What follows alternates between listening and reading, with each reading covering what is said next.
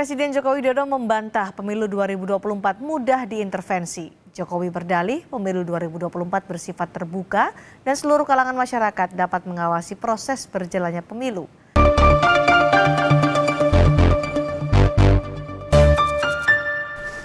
Berjumpa lagi dengan Om Ben. Salam seger waras, tetap semangat dan tetap rukun-rukun saja. 3 bulan menjelang pemungutan suara pemilu 2024. Presiden Joko Widodo mengingatkan jangan ada yang coba-coba mengintervensi pemilu. Hal itu disampaikan di acara Rakornas penyelenggara pemilu. Seriusan ini Pak. Serius bener nih Pak. Beneran nggak mudah diintervensi. Memangnya yang terjadi di MK kemarin, sampai 9 hakim MK diperiksa Majelis Kehormatan, itu tidak menandakan intervensi. Lalu apa dong sebutannya? Ada juga pengajuan kilat jabatan kasat yang dijabat Jenderal Agus Subianto belum genap 14 hari. Sudah diajukan jadi Panglima TNI. Terus kemudian DPC PDIP Solo didatangi polisi loh. Katanya sih cuma patroli. Bila hanya patroli Pak. Bila hanya patroli Pak. Pak Rudi sebagai ketua DPC nggak akan teriak-teriak gitu dong. Mengapa ketua partai lainnya diem saja? Beneran nih ada patroli selain ke DPC PDIP. Dan masih banyak sinyalemen Pilpres kali ini syarat dengan intervensi. Mudah tindaknya ada intervensi bukan dilihat dari pernyataan presiden, bukan statement ketua KPU atau Bawaslu, namun bisa dilihat dari pemberitaan yang ada. Lantas presiden mengingatkan jangan ada yang mencoba mengintervensi pemilu karena merupakan hal yang sulit dan diawasi oleh seluruh unsur masyarakat sehingga di tempat pencoblosan yang presiden sebutkan itu bukan intervensi pemilu, melainkan intervensi satu tahapan pemilu. Masyarakat harus paham, pemilu itu terdiri dari beberapa tahapan. Dan yang disampaikan kepala negara hanya tahap pencoblosannya saja. Artinya apa? Bila yang diintervensi di luar coblosan atau nama resminya dalam pemungutan suara, apa juga sulit. Lah wong undang-undang pemilu loh. Yang ngatur batas usia capres cawapres saja bisa diubah kok. Menyedihkan. Menyedihkan kan? Diubah jelang pendaftaran capres cawapres. Itu menandakan dugaan intervensinya kuat. Terhadap pemilu itu ketat. Jadwalnya terus-terusan berjenjang. Bila satu tahapan molor, otomatis tahap berikutnya akan terganggu. Makanya diselenggarakannya sidang MK pada injury time, pendaftaran capres-cawapres sulit tidak ada dianggap sebagai intervensi. Bukankah para penggugat sudah mendaftarkan gugatan ke MK sejak lama? Mengapa MK menyidangkan baru saja? Oke, jika ada yang berpandangan bisa jadi ada gugatan sejenis. Buktinya sampai sekarang masih ada tuh yang mendaftarkan gugatan soal batas usia.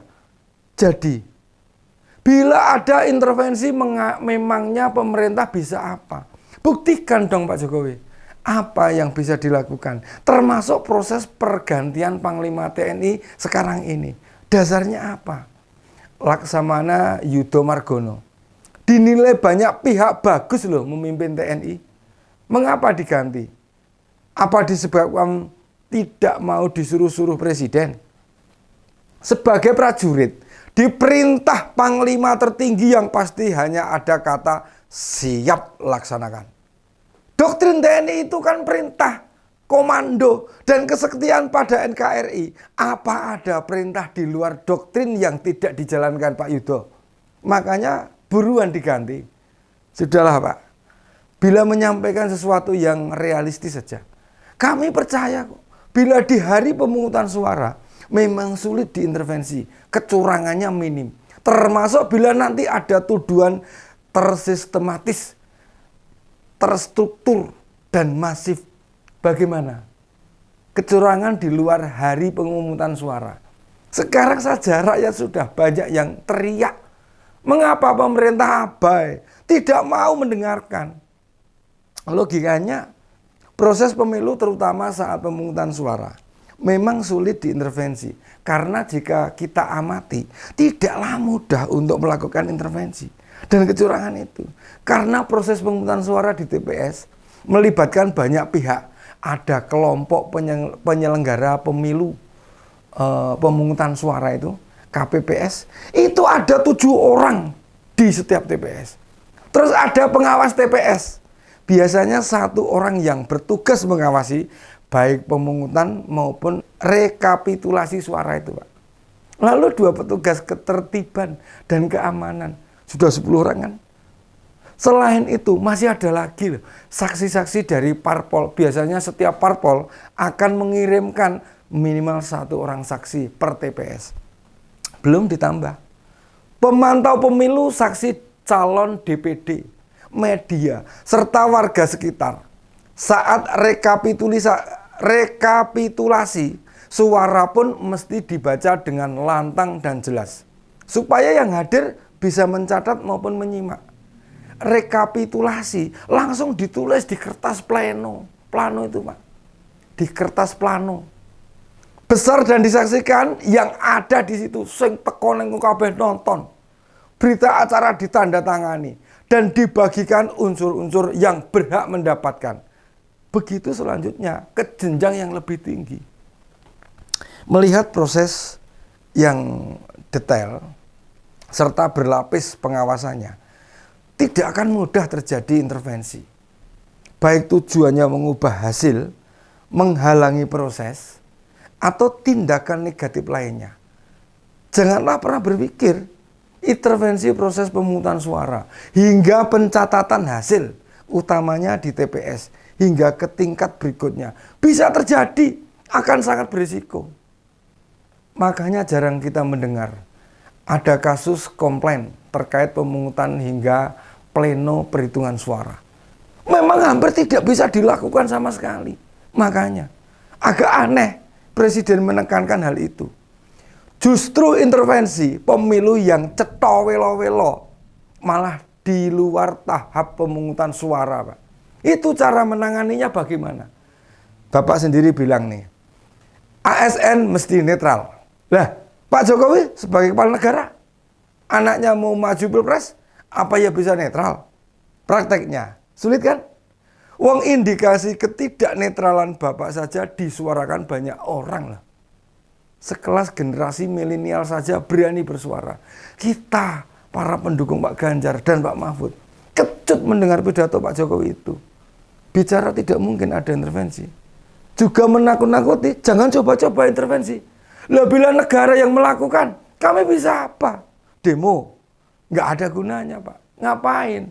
Ngabisin waktu buat demo. Mending buat kerja, cari nafkah untuk keluarga, Pak. Terus dugaan intervensinya gimana? Ya, lolos dan tidak akan dipermasalahkan. Kontradiksi pidato Presiden dengan kenyataan mengakibatkan masyarakat akan apatis. Seperti ungkapan Jawa nih, gedang woh pakel, Pak. Omongnya gampang, leng lakoni angel. Pisang berbuah mangga, mana mungkin bicara memang gampang, ngejalannya yang sulit itu loh. Kekuatan rakyat itu tinggal mau gunakan hak suara atau tidak. Mau lapor-lapor apa yang bakal diproses untuk diselesaikan. Lihat sendiri. Lihat sendiri kan. Keputusan Majelis Kehormatan. Gugatan batas usia, utamanya gugatan nomor 90, tidak bisa dibatalkan. Lalu buat apa masyarakat melapor? Jadinya Mas Gibran ya tetap sebagai cawapres. Kalau bukan bentuk intervensi Presiden, disebutnya apa? Hanya coba-coba begitu. Yakin, Bapak coba-coba. Presiden akan lilo legowo, ikhlas, rela menerima Mas Gibran Raka Buming Raka keok dalam Pilpres tahun depan. Persiapannya saja mengerikan begitu loh. Gimana capres yang mau melawan Mas Gibran mau coba-coba? Ngeri kan? Demikian opini Imran kali ini. Salam seger waras, tetap jaga persatuan. Kita adalah Indonesia.